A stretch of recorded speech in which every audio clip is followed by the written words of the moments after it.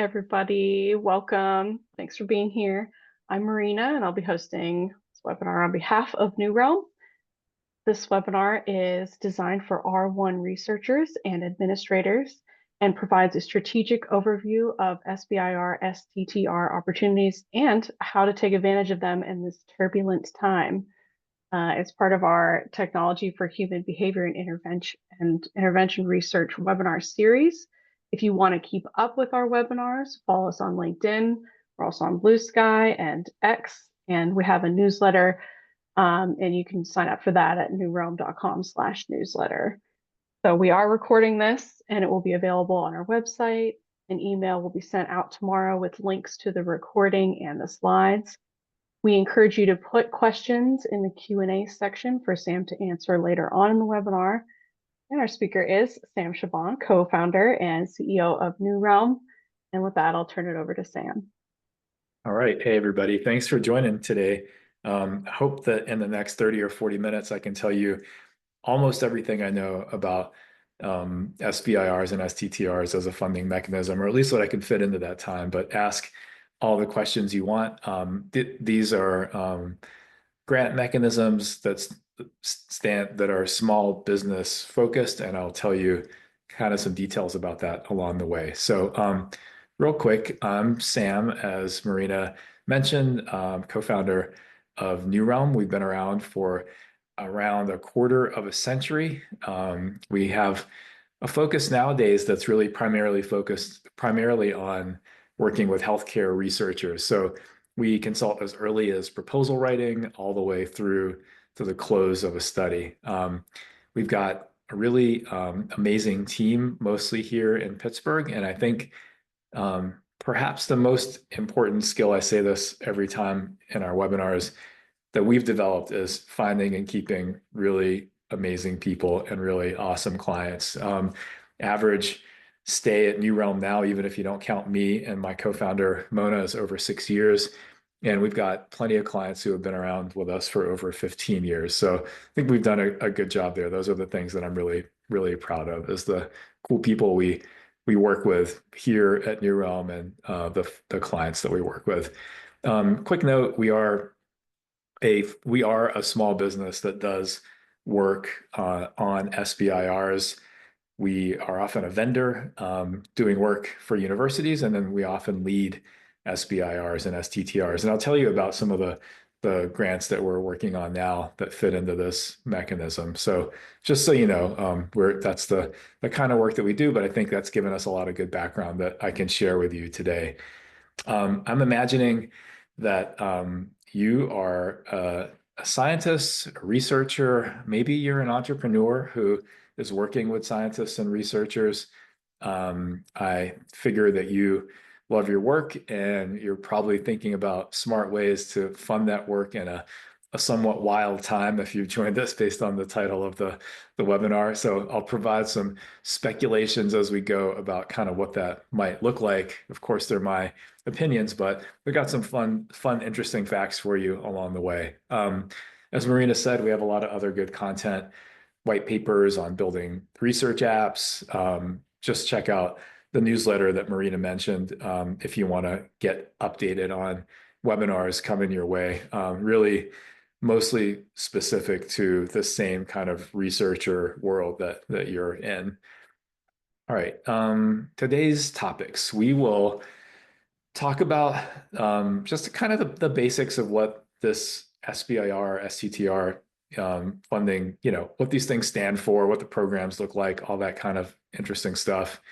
We will talk about the political landscape in terms of where this particular funding mechanism might fit. I've dug up some interesting information for you, a little teaser.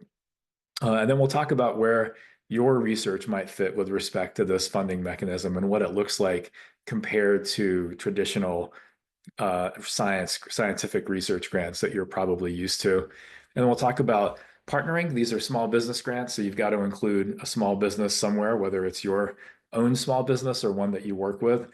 And then I'll just give you some kind of nuts and bolts on getting started from my perspective as somebody who's worked with the NIH, the National Institutes of Health, SBIR, and STTR program. Of course, that'll vary, but we'll talk about that. So quick little bit of background. Here's New Realm, a little bit about New Realm's story. We started the company back in 1999. We did really fun work building custom websites for people. That was a novel and new thing back then. And as mobile apps started to come around, we started to build mobile apps. We do a lot of e-commerce work. And sometime around 2013 or 14, we started dipping our toes into kind of academic partnerships and really have become focused on that sort of work. And that's turned our fun work into fun, really fun, meaningful work where we, really work with pioneers who have a vision for helping people. Oftentimes, we find ourselves building a lot of digital health, behavioral health interventions that are, for example, helping, kids with adolescents with depression, or helping parents be better parents, or whatever the cause is. It's always something that's good and meaningful. So it's been really fun work, and have we started this work, like I said, back in 2014 by joining with some folks that we met in a competition here at the University of Pittsburgh called the Pitt Innovation Challenge. And we met a lot of really cool folks when we did that. And everything above that here is sort of a list of SBIR and STTR projects that we've worked on in the meanwhile. So right now we're working on these top two projects, this fast embed tracking project and Lemur DX. These are both phase 2 SBIRs, and they're both really cool projects. Lemur DX is a project focused on using a wearable device, a watch, to create an objective measure of hyperactivity. And we're really having a lot of fun building the watch apps and the whole data pipeline right now. And this fast embed tracking project is a project to build a hardware system for people who use a wheelchair that will let them measure their own weight when they transfer into bed. So folks with wheelchairs can't just use a regular bathroom scale. So this is a really fun project. Both of these projects are really cool, and that they'll help people do things that they might not otherwise be able to do. It'll make things faster and better, but they're both SBIR projects. So they're the kinds of work that we're going to talk about in this presentation. So let me give you some quick basics just so you have a feel for the program, and then let's join together in speculating about the program's future in the current landscape. So quick 30,000 foot view. SBIR and STTR programs are really good for funding work that is applied, ready to be commercialized in some way. There's some vision that you can apply to the market. You can see these things like becoming a product. They're not a good fit if you're doing really basic science and you don't have an immediate connection. Those are much better, in the NIH world with, R21s and R01s and all the grants that you may be familiar with if you're an NIH researcher. But you need to get an idea that's closer to the market for it to fit SBIRs and STTRs. They require that you include a small business. So this can be a really good thing.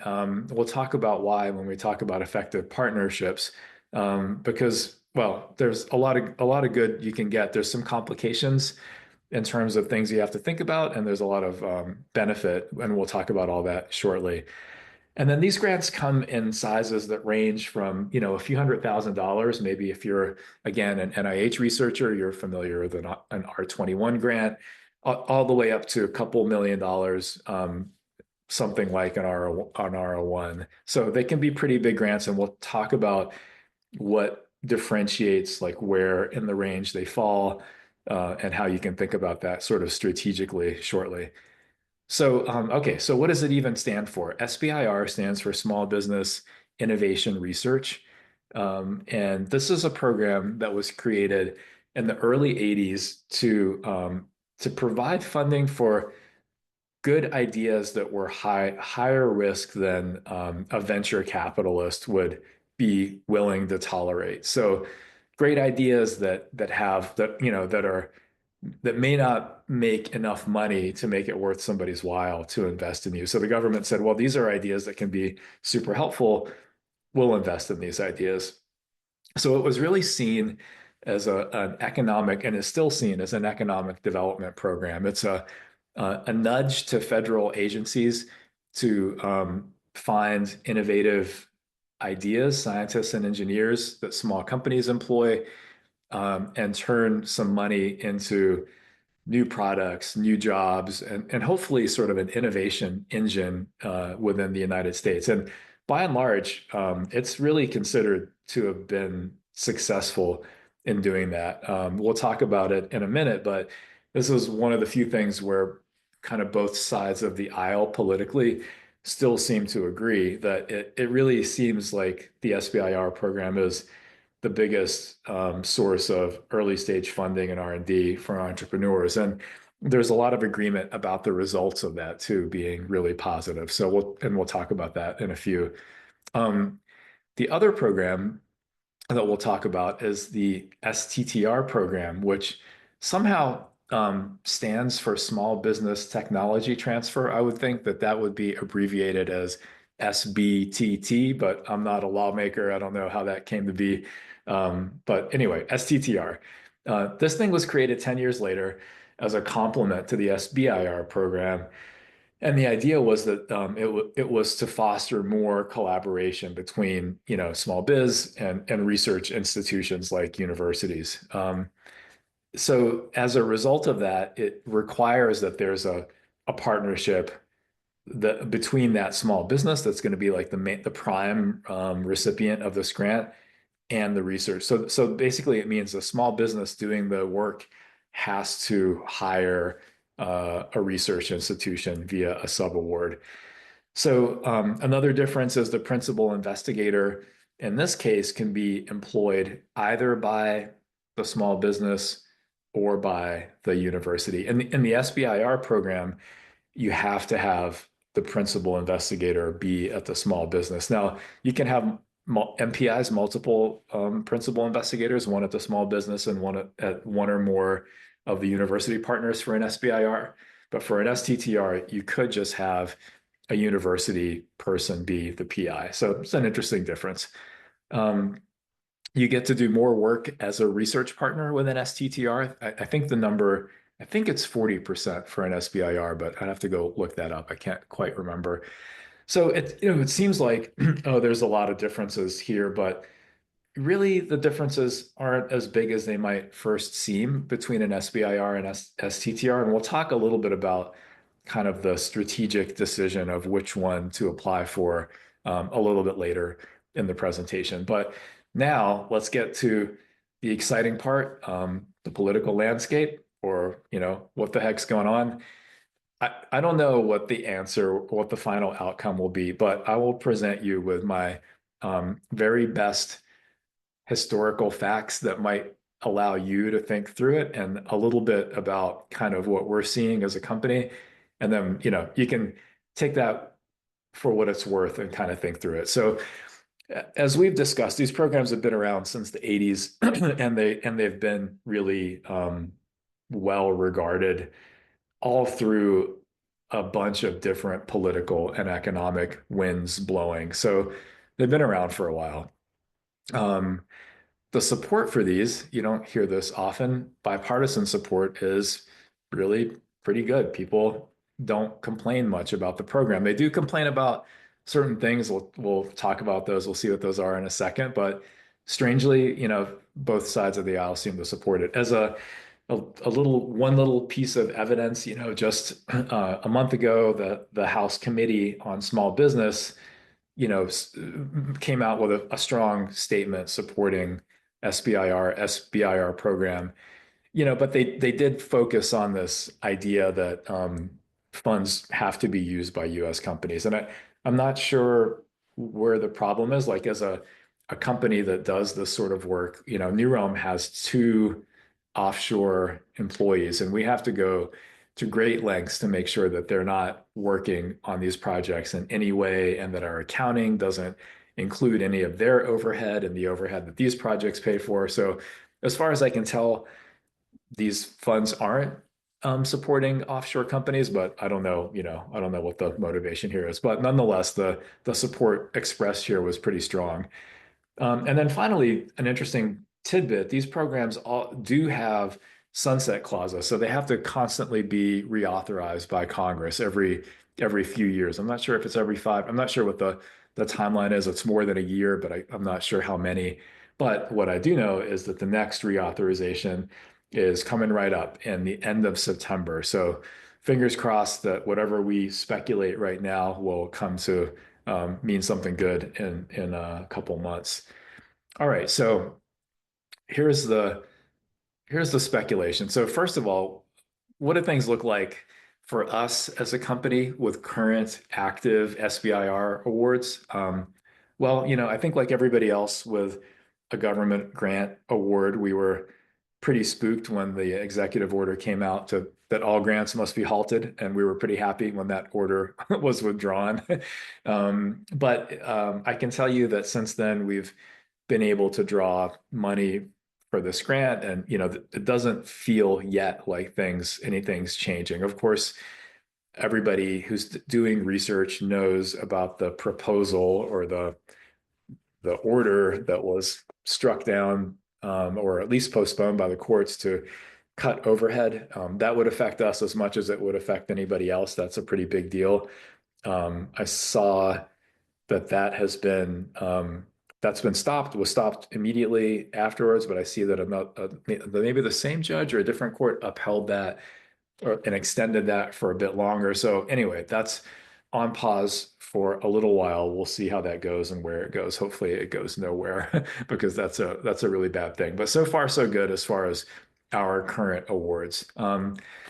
Maybe an interesting question that I never thought I would hear myself ask, but what's Project 2025 say? This is Project 2025 for anybody who's not familiar with this, was this sort of infamous document that was created, and it was a source of a lot of back and forth during the presidential campaign. Trump campaign said he didn't know anything about it, but it sure looks like a lot of the executive orders that went out very shortly after he came into office resembled suggestions from this document very closely. So whatever you think about that, it's still interesting because this is a document that's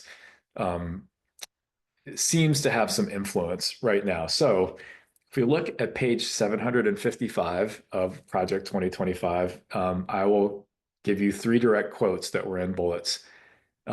They suggest continuing both programs and suggest that they are very successful. And kind of oddly enough, only in Project 2025 is Small Business Technology Transfer Program, abbreviated SBTT.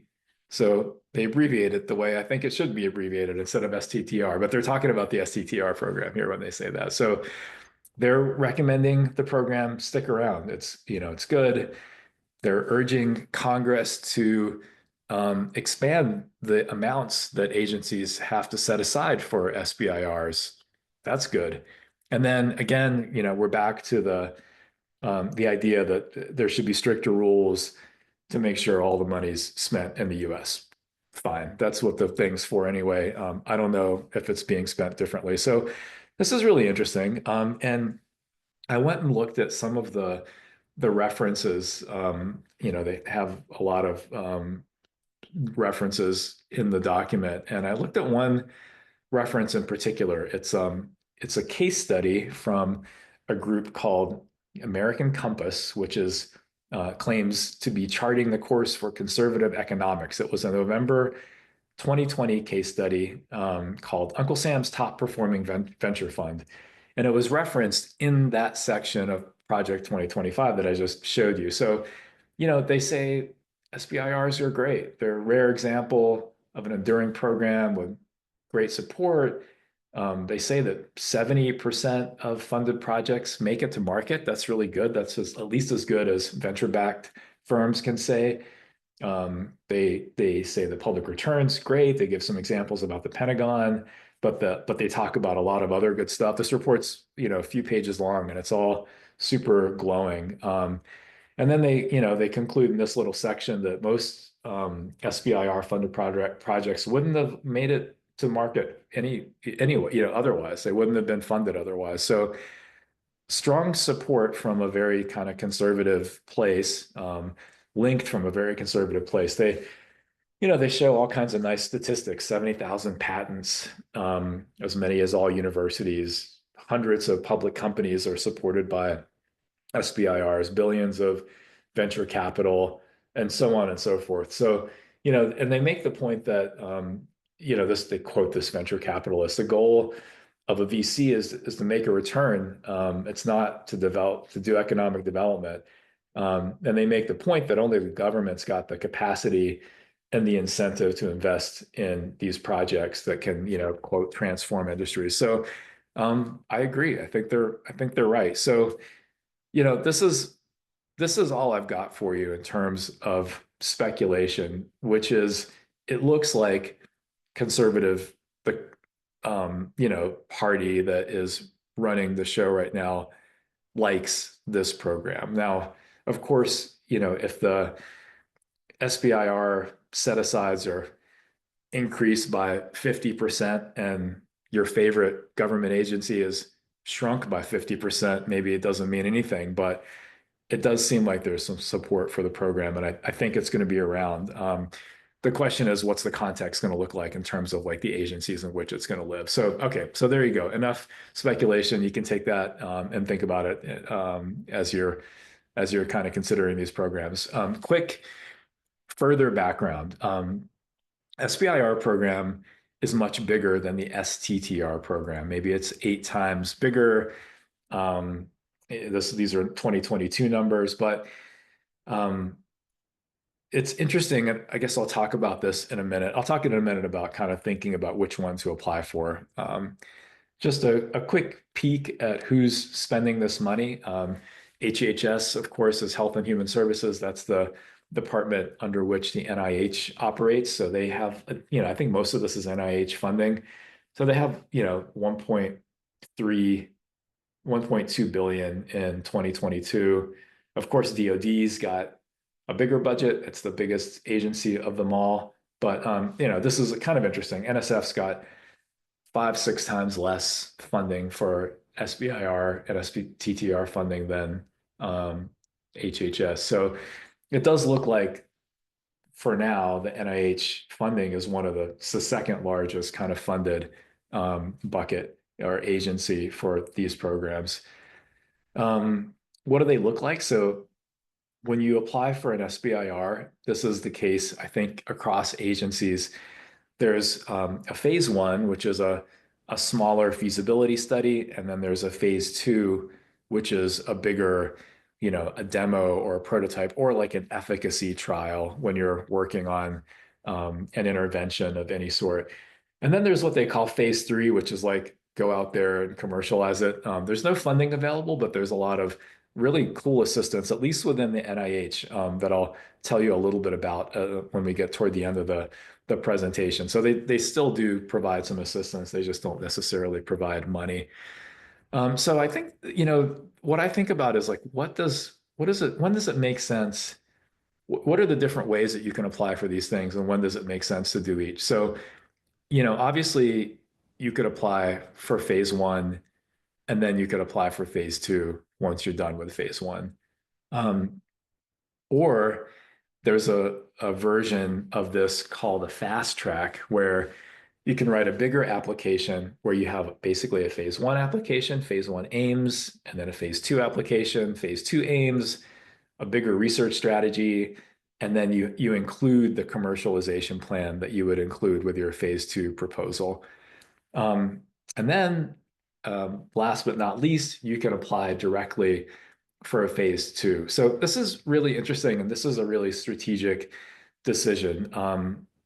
If you have an idea and you don't have any preliminary data and you haven't really done a lot of work in the scientific grant world, you should probably apply for a phase one. That makes sense. It's the part of the review criteria when you're on one of these scientific review committees is if somebody's applying for a direct to phase two and they don't have any preliminary data, you throw it out because they need to have that. Um, if you do, however, have some of your own scientific work that you've done and you understand a problem pretty well, and you really just want to test it, it often makes sense to apply. And both these projects that we're working on now are direct to phase two projects. And that's been really good because those are much bigger projects. You don't have to sort of go through this whole phase one thing when you've already kind of done that work. The caveat is direct to phase two projects are only available for the SBIR program. But I don't think that's really a big deal. I don't think those programs are different enough where that's going to really bother most folks. So that's something to think about. But then there's this last item, this fast track. When would you apply for that? The fast track's really nice because it lets you get approved for both a phase one and the phase two. And at this gap in between the two programs, normally if you're going to apply for a phase two after you're done with a phase one, that gap can be really big, like big enough that if you have a company that's only focused on this, that it might not survive. You might have to rebuild it from scratch once you finally get that phase two award. The fast track shrinks that gap and it makes the approval process in between phase one and phase two come down to the program staff at the agency. So whoever your program officer is can review that you did phase one successfully and you submitted a good final report, give it their stamp of approval, and then you can fairly quickly get the phase two notice of award and funding and all that kind of stuff instead of like having a year in between those two things. So that's an interesting twist, and it really thinking about these things kind of dictates what you might want, how you might want to apply. If I were working with a research partner and we had an idea where we wanted to apply for either a phase one or a fast track, we would probably do that as an STTR, even though there's smaller budgets for STTRs. Sometimes there's less competition there. But other times, if you have an idea and it scores really well, and there's no money left in the STTR bucket, program officers can convert that to an SBIR and you can get that funded. And that's actually happened to us. We applied for a fast track grant for this really fun project called Mood Ring as an STTR, and it got converted into an SBIR because that's where the funding was. So, this whole like constellation of like, what phase do I apply for? Which do I pick, SBIR and STTR, kind of depends on where you are in your research, but it also depends on kind of like which one of these things you want to go for. So I could talk to anybody more about that later. Maybe that was a little confusing, but I think there's a good strategy to thinking through what you should apply for and how. Quick note on eligibility. You've got to have a small business in the mix. They need to have typically 500 or fewer employees. It's got to be independently owned. It's got to be in the US. It's got to be US owned. And you have to do the work in the United States. So if either of our two offshore employees were to come visit us, my understanding is they could work on this project as long as their feet are here on US soil, but they can't do it from their home country. So there's more, but these are the important points I think in terms of eligibility. Okay, so where does this fit in terms of your research? When does it make sense? So you've already done some basic science if that was necessary for your idea. You won't be able to use these grant types for basic science. You have a vision for how you might sell this in the market. You don't have to be right, but you have to have some convincing idea for where it might go. That idea is probably gonna change as you go, as you do more and more market research. But if you have to be able to convince reviewers and your program staff that there's a place for this in the world and the market. And you like the idea of commercializing the work. Not everybody likes that. And you can use this project to sort of test how your idea impacts something. So I guess what I'm saying here is there's got to be some some sort of research going on in the project that you propose.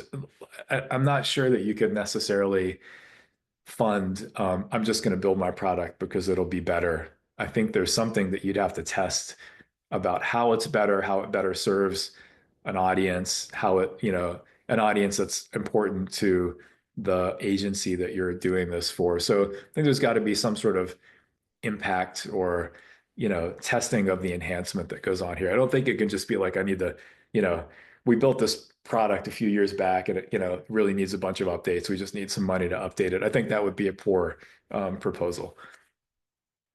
All right. And this last one is important.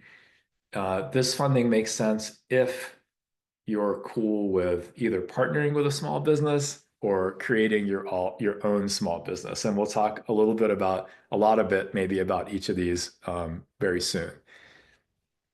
All right, so real quick, before we get to the partnership section, just a quick kind of back and forth. If you're used to working on scientific grants, here are some quick differences. So we already talked about this, no basic research for SBIRs.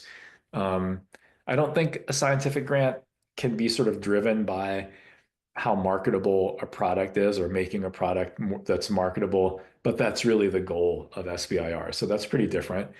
In terms of kind of who leads the program, the university is the lead in a scientific grant. They do a lot of work for you. And if you skip down to the last item in this list, the university does all the tedious grant management stuff. And believe me, it's tedious. There's a ton of work that goes into managing a grant. So universities have pre-award people and they have post-award people, and they know every step of this process. In a small business, like all that is you. Like in our small business of 13 people, I'm in the pre and post award team, and there's a lot that goes on there. Um, Probably easier to think about conflict of interest in a scientific grant versus COI kind of thinking for you being maybe the lead of your own company in an SBIR. But I think most universities have really good conflict of interest offices that help you just write out kind of a conflict plan, and it's usually not that big of a deal, but it's something to think about. Um, when you hire a vendor in a scientific grant, they don't have to, they don't have to be somebody that you partner with or share IP with or anything. But when you hire somebody or you work with somebody, you partner with somebody that's a small business in an SBIR, the university and that business will jointly own the IP. So it's very different in those terms. And I'll talk a bit about that in a second. All right, so what about this partnering effectively? So let's talk about that for a couple minutes. So like we said before, SBIRs involve a small business. They have to do a certain amount of the work. And then, importantly, this is what we'll talk about in the next slide. You can either form that business, the researcher, entrepreneur, or you can partner with somebody, a business that you trust. Hopefully, you should trust them a lot because they'll be a close partner in order to do it. So let's do another side-by-side comparison. You form your own small business. You and the university, well, that small business and the university will jointly own that IP. If you partner with somebody, that business and the university jointly own the IP. So it's kind of the same thing either way. The business and the university jointly own the intellectual property.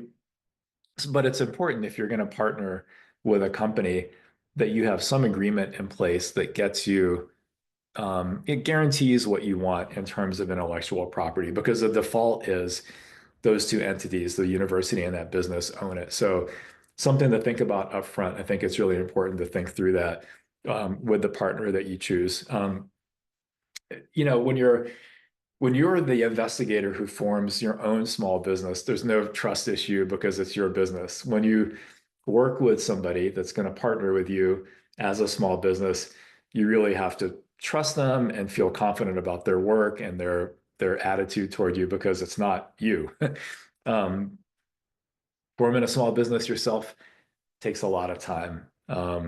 Preparing the business, to get all the certifications and everything you need in order to apply for one of these grants and to build the basic bookkeeping systems and everything you need to actually have a viable business takes a lot of time.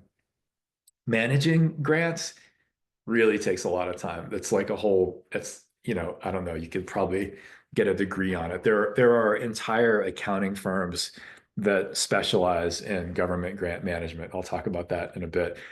Um, Doing it yourself, the funding pauses that I mentioned before in between, phase one and phase two can be really, really challenging if that's all you're doing with your company, especially if you've hired somebody, that's really tough.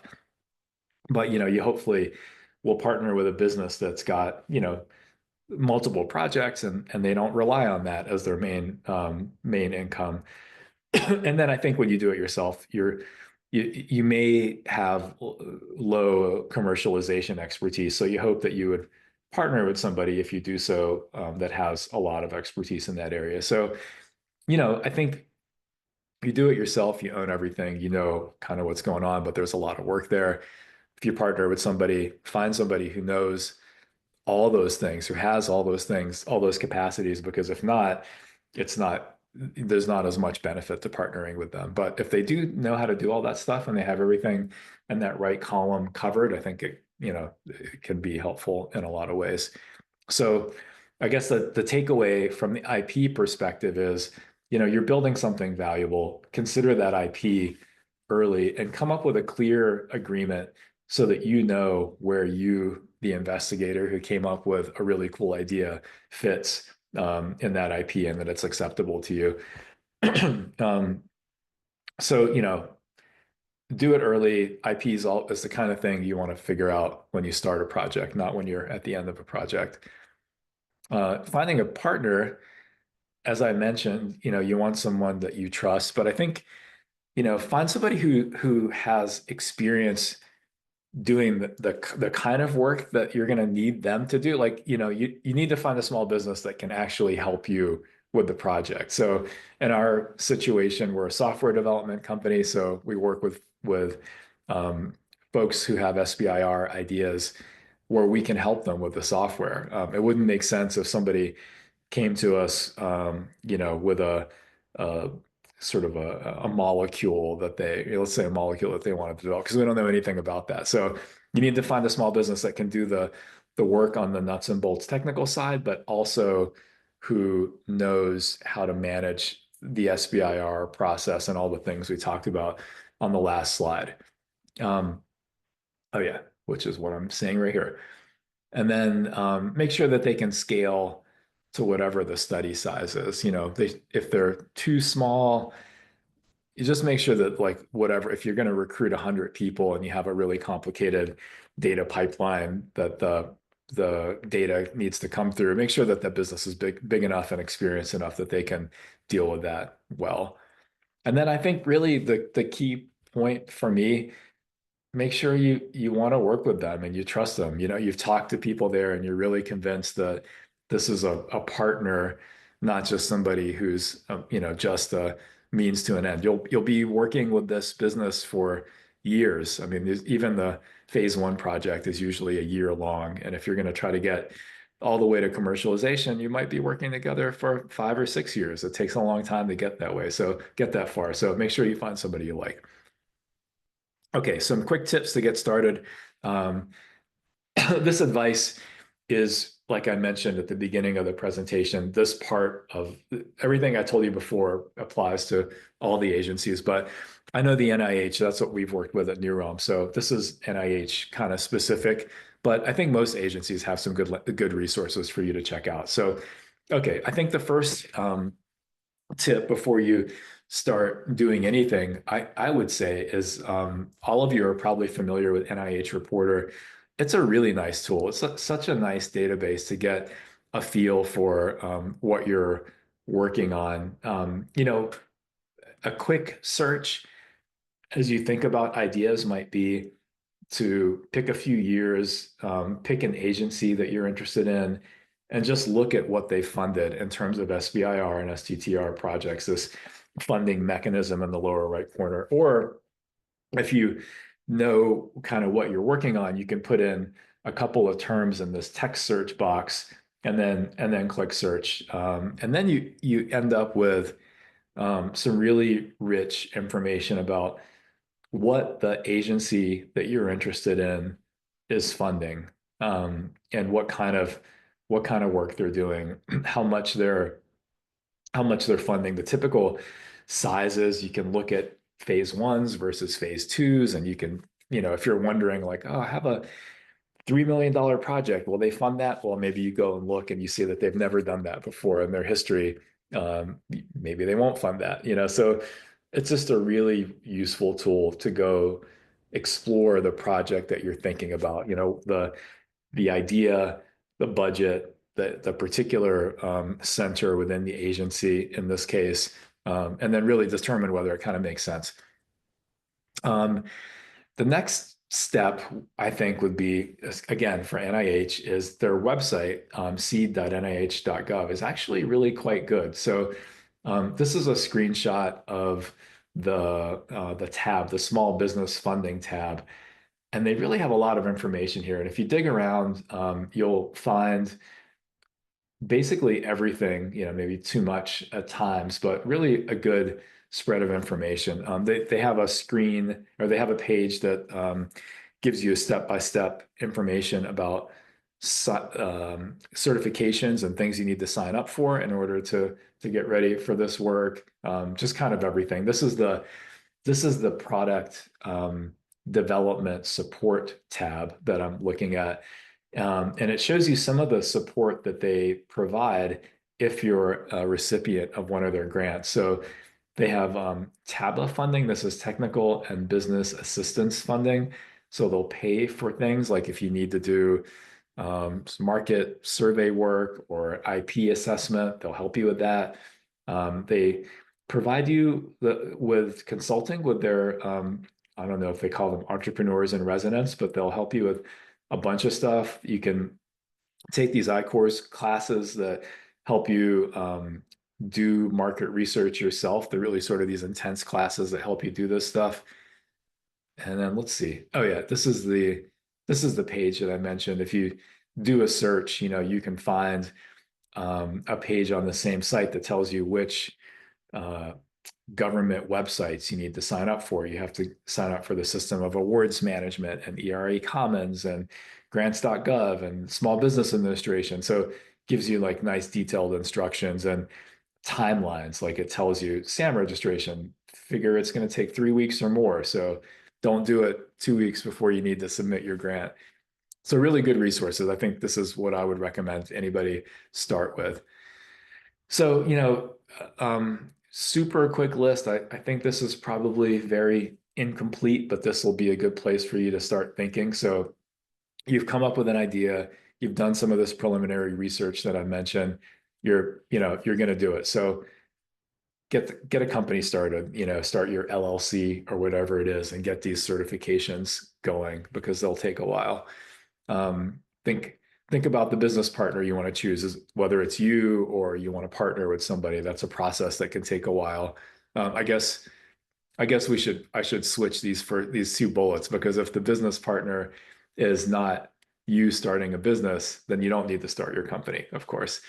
Choose the solicitation you want to go for, draft some aims. And then this is just as important as it is with a scientific grant. Talk to a program officer and make sure they don't wave you away from something for some reason. And then, just like the grants that you're used to working on, assemble your team and put together all the proposal documents. Unlike the grants that you might be used to working on in the university scientific setting, if you're the company, will need to submit the grant via the system called Assist. So I know usually there are folks at either your university that'll do that for you, but you would have to do it in this case.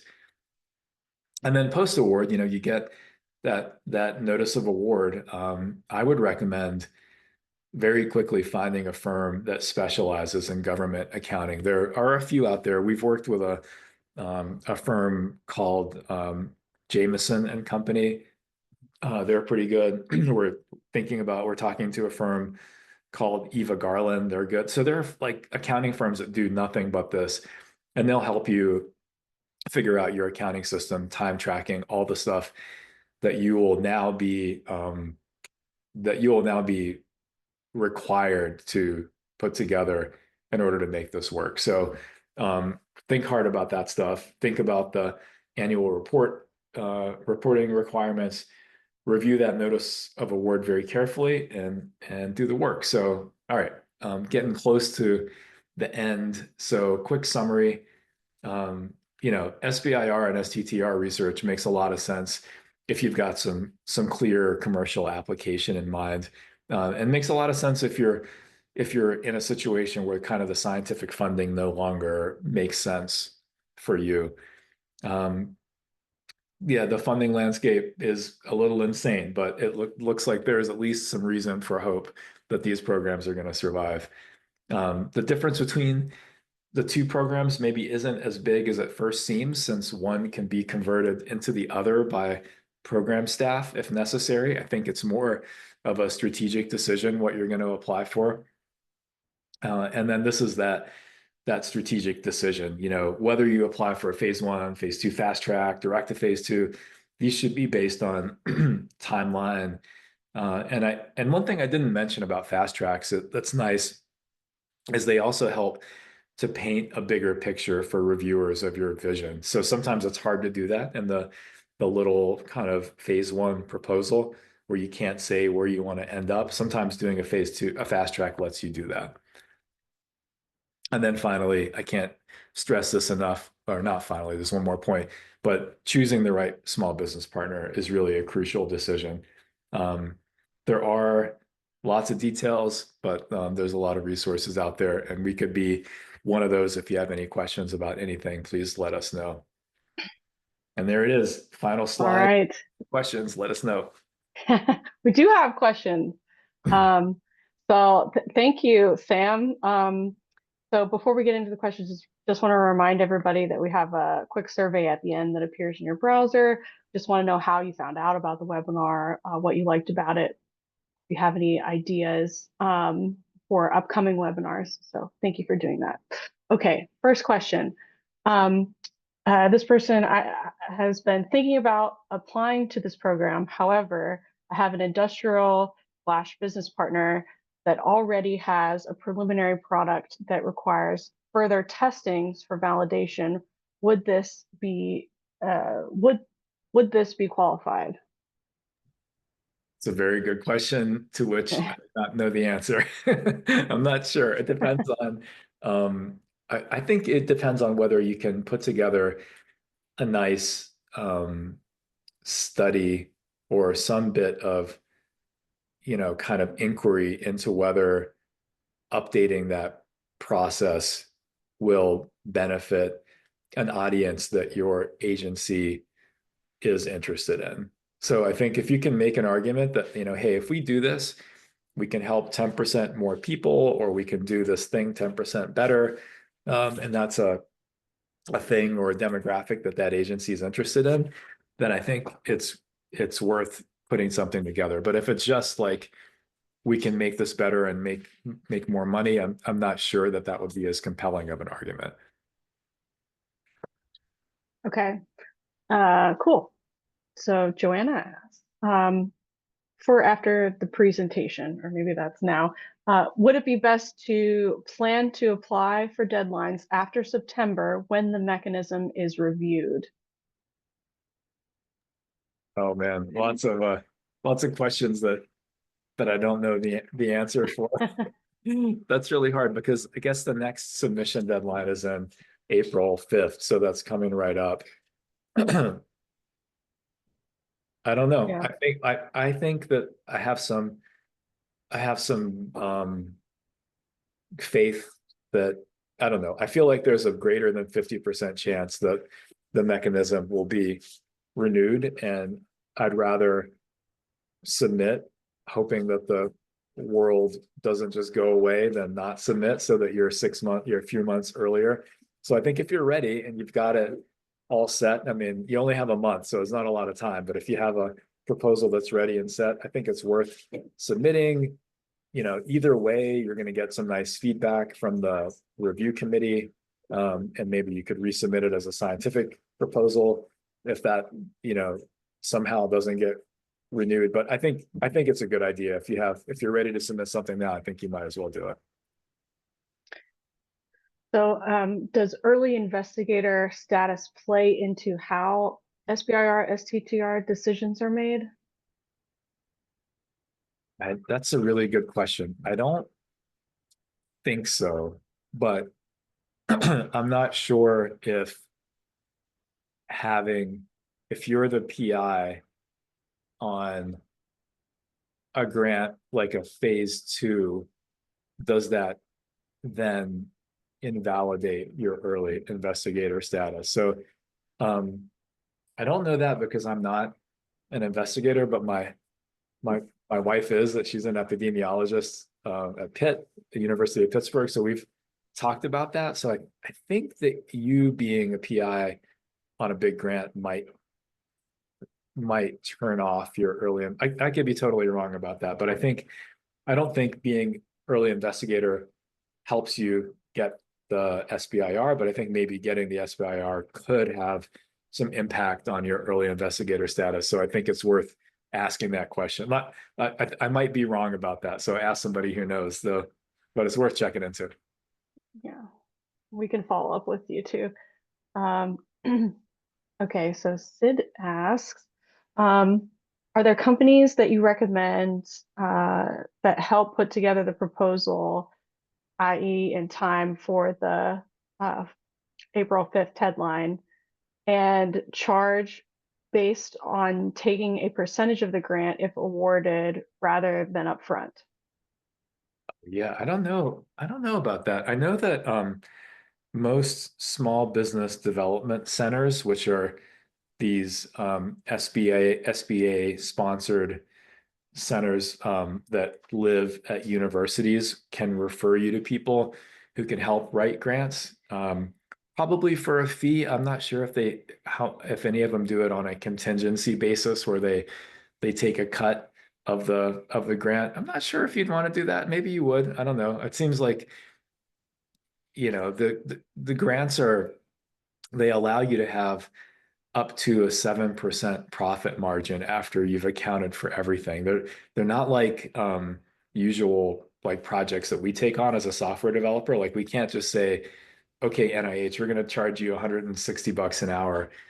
We have to specify exactly, like, this is the salary of the person, this is their fringe rate, this is our F&A or overhead rate. So if, Sam works for 2 hours, you can have two times the hourly total of all that stuff plus a 7% profit. So I'm not sure that you'd necessarily want to spend much, because then you would sort of be like negative in the negative. But I don't know. I mean, in terms of like a percentage of the whole grant, but there may be people out there that do it. But I would check with the Small Business Development Center at your nearest university and get advice on who can help.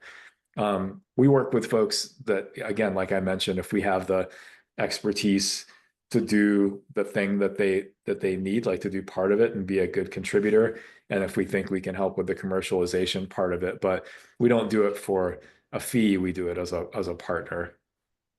But I know people do help write those proposals for a fee.